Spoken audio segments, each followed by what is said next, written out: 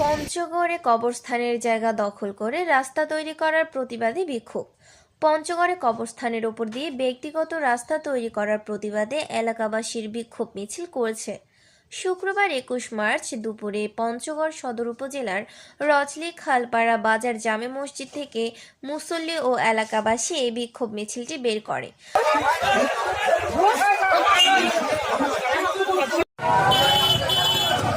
জুম্মার নামাজের পর মসজিদের সামনে থেকে বের হয়ে বিক্ষোভ মিছিল নিয়ে রজলিপাড়া কবরস্থানে গিয়ে শেষ হয়।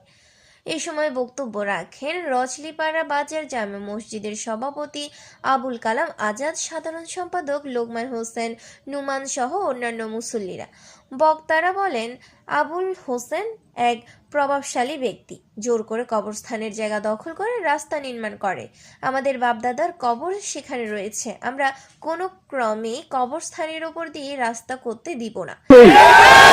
রাস্তার মাঝখানে আমার মায়ের, আমার ভাইয়ের, আমার বোনের কবর আছে এখানে।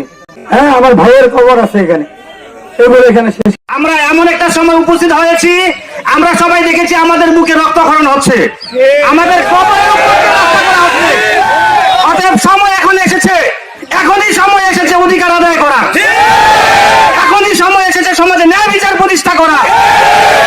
আমরা এ সময় মুসল্লি ও স্থানীয় কয়েক শত মানুষ সমবেত হয়ে কোদাল দিয়ে নির্মাণ করা রাস্তাটি কেটে ফেলেন। রবিউল হাসান লিটন, ডাক বাংলা টিভি, পঞ্চগড়।